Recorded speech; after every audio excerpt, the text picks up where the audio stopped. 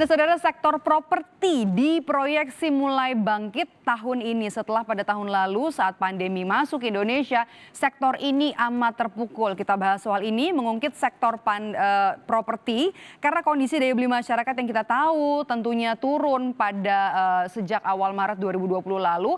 Masyarakat juga jadi pikir-pikir 2-3 kali mungkin lebih untuk memutuskan untuk membeli rumah. Nah, kita maklum saja karena tentunya uang yang dibutuhkan untuk membeli rumah, untuk membeli hunian ini angkanya tidak kecil, saudara. Nah, pemerintah pun kini mengeluarkan subsidi baru di tengah pandemi yang dibuat untuk Anda yang berencana untuk membeli rumah. Nah, program ini dibuat pemerintah, dalam hal ini adalah Kementerian PUPR yang menggandeng Bank Tabungan Negara BTN. Nah, skemanya disebut dengan Bantuan Pembiayaan Perumahan Berbasis Tabungan atau BP2BT. Nah, kita langsung bahas. Di sini ada 3 jenis rumah yang mendapat bantuan subsidi dari pemerintah. Yang pertama adalah rumah tapak, harganya 150 juta sampai 219 juta rupiah. Kemudian dari rumah susun dan juga ada rumah swadaya. Ini angkanya, harganya masing-masing.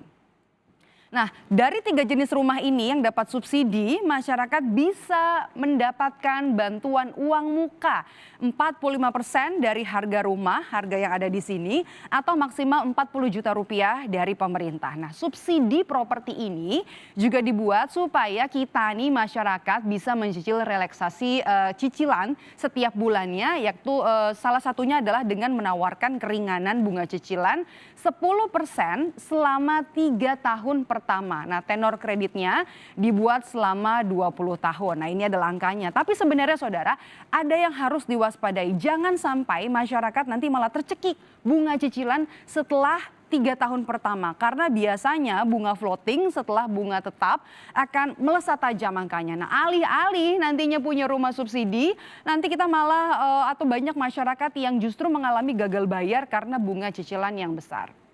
Lanjut, kita akan bahas soal syarat. Ini ada datanya, nanti kami akan hadirkan, ada syaratnya kalau Anda mau mendapatkan kemudahan ini. Kita punya datanya di sini, syaratnya salah satunya adalah belum pernah memiliki rumah atau ini akan menjadi rumah pertama, dan yang pasti Anda juga harus punya nomor pokok wajib pajak atau NPWP punya tentunya, atau setidaknya Anda juga punya surat pemberitahuan tahunan pajak penghasilan pribadi.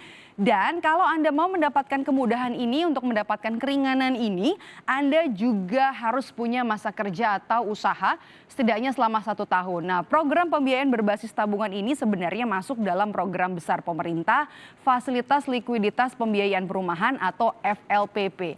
Nah, secara umum, saudara, pemerintah menyiapkan anggaran program FLPP sebesar 16,66 triliun rupiah untuk 157.500 unit. Nah, ini adalah syarat-syaratnya.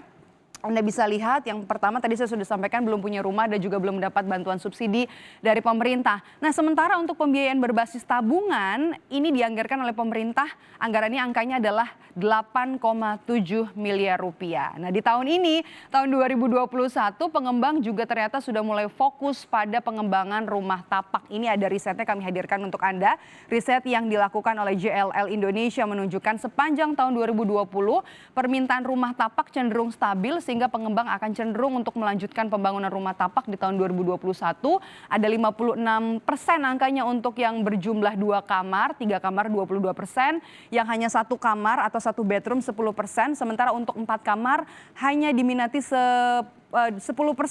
Nah, fokusnya pun sekarang pada rumah yang banyak terjual di sepanjang 2020. Kami akan tunjukkan kepada Anda datanya ini.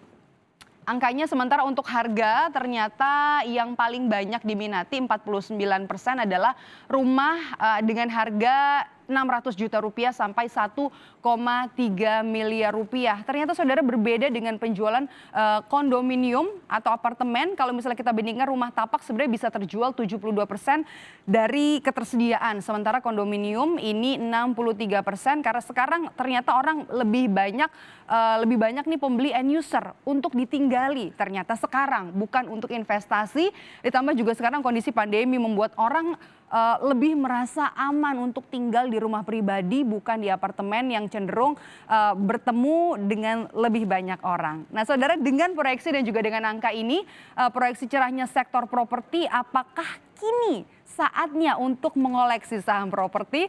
Bergabung bersama kami pagi ini melalui sambungan Zoom Senior Research Analyst Info Vesta Utama Praska Putranto. Halo Mas Praska, apa kabar?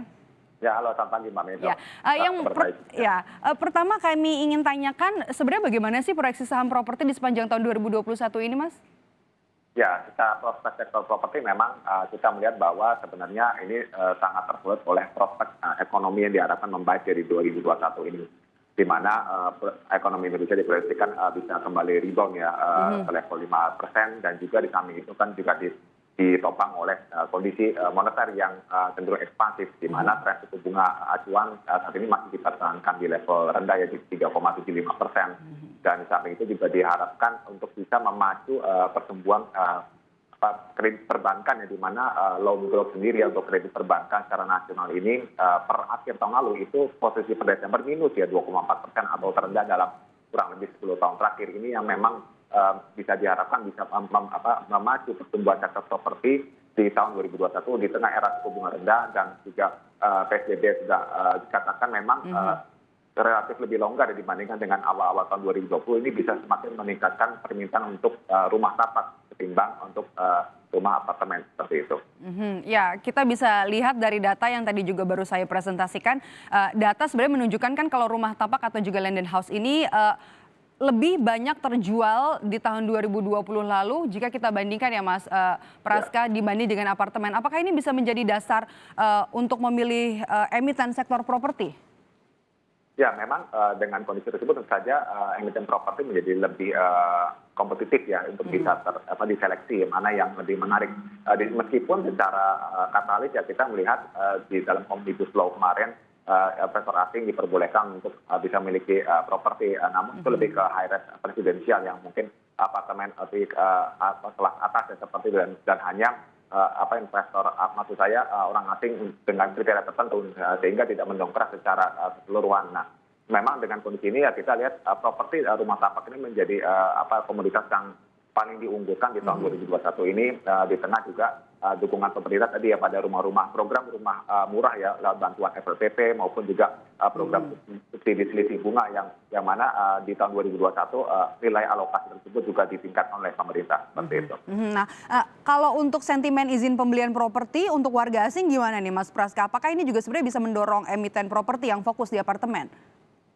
Ya, secara katalis awal tentu saja saat itu memang mendongkrak ya secara sentimen harapan adanya peningkatan pada pembelian apartemen, terutama untuk yang apartemen mewah seperti itu. Namun terus saja ini kan secara skala tidak masif ya, dan jadi dikatakan orang asing yang bisa memiliki ini kan juga yang memiliki kriteria tertentu ya, jadi tidak semua diperbolehkan seperti itu.